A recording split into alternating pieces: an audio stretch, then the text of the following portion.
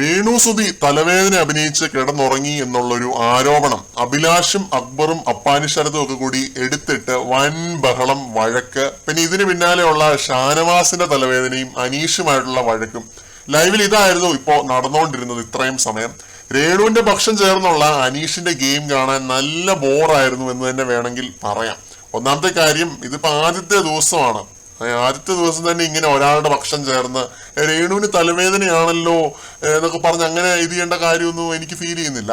അപ്പം അതിനായിട്ട് ഇങ്ങനെ രേണുവിന്റെ പക്ഷം ചേർന്ന് ഇങ്ങനെ അടി ഉണ്ടാക്കേണ്ട കാര്യമൊന്നുമില്ല. പുള്ളിക്കാരത്തിക്ക് വേണ്ടി പുള്ളിക്കാരത്തി അവിടെ പറയുന്നുണ്ട്, നല്ല ബഹളം വെക്കുന്നുണ്ടായിരുന്നു രേണുസുതി. അപ്പം രാജാവുകളെയാണ് പുള്ളി കളിക്കാനായിട്ട് ശ്രമിക്കുന്നത്. കഴിഞ്ഞ സീസൺ വരെ നല്ലൊരു കാർഡ് തന്നെ ആയിരുന്നു, അത് നിഷേധിക്കാൻ പറ്റത്തൊന്നുമില്ല.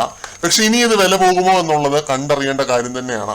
മുൻ സീസണുകളിലെല്ലാം ഓരോരുത്തർക്കും ഓരോ ഹെൽത്ത് ഇഷ്യൂ വരുന്നതും അത് ക്യാമറയുടെ മുന്നിൽ ചെന്ന് നിന്ന് പറയുന്നതും ബിഗ് ബോസ് അത് ട്രീറ്റ് ചെയ്യുന്നതും നമ്മൾ കണ്ടിട്ടുണ്ട്. മെഡിക്കൽ റൂമിലൊക്കെ ക്യാമറ വെച്ച് നമ്മളെ കാണിച്ചിട്ടുമുണ്ട് കുറെ കാര്യങ്ങൾ. പക്ഷെ ഈ പറയുന്ന രേണുവോ അല്ലെങ്കിൽ ഷാനവാസോ ആരും ഇത് പറയുന്നത് ഞാൻ ലൈവിൽ കണ്ടില്ല. ക്യാമറയുടെ മുന്നിൽ പോയി നിന്ന് അത്രയ്ക്ക് അസഹനീയമായ വേദനയാണെങ്കിൽ ആരാണെങ്കിലും പറയേണ്ടതാണ്. ഇവരത് പറയുന്നത് ഞാൻ കണ്ടിട്ടില്ല. ഇതൊരു വഴക്കായി 2 റൗണ്ട് ബഹളവും വെച്ചിട്ടാണ് ക്യാപ്റ്റൻ പോലും ഈ ഒരു കേസ് കാര്യമായിട്ട് എടുത്ത് ക്യാമറയിൽ പറയുന്നത്.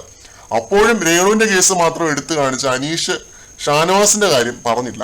അത് ഷാനവാസ് ചൂണ്ടിക്കാണിച്ചത് കറക്റ്റ് കാര്യം തന്നെയാണ്. ഒരു ക്യാപ്റ്റൻ എന്നുള്ളതിൽ പുള്ളി പറയേണ്ട കാര്യം തന്നെയായിരുന്നു. ലൈവിൽ നമ്മളൊക്കെ ഇത് കണ്ടതുമാണ്, ശ്രദ്ധിച്ചതുമാണ്. അങ്ങനെ ആകെ മൊത്തം ലൈവിൽ ഫുൾ അടിയും വഴക്കുമാണ്. പക്ഷെ ഒരു രസമില്ലെന്നേ. രാവിലത്തെ ആ ഒരു അടിയായാലും ഇതായാലും ഇതേ ടെമ്പർമെന്റ് തന്നെയായിരുന്നു രാവിലെ തുടങ്ങി. സ്ക്രീൻ പേസിന് വേണ്ടിയുള്ള ഓർക്കസ്ട്രേറ്റഡ് ആയിട്ടുള്ള ഒരു ബഹളമായിട്ടാണ് തോന്നുന്നത്.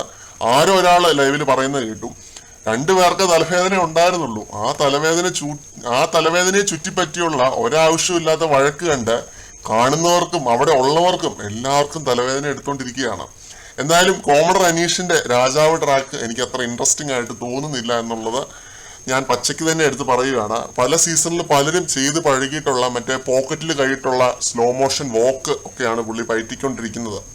പ്രേക്ഷകർക്ക് എന്താണ് തോന്നുന്നത് എന്നൊരു കമന്റ് ഇടണം കേട്ടോ. ഇതൊക്കെ മാസമായിട്ട് തോന്നുന്നുണ്ടോ എന്നുള്ളതൊന്ന് കമന്റ് ഇടണം ലൈവ് കാണുന്നവരെ. കൂടുതൽ അപ്ഡേറ്റുകളുമായിട്ട് നമുക്ക് വീണ്ടും കാണാം.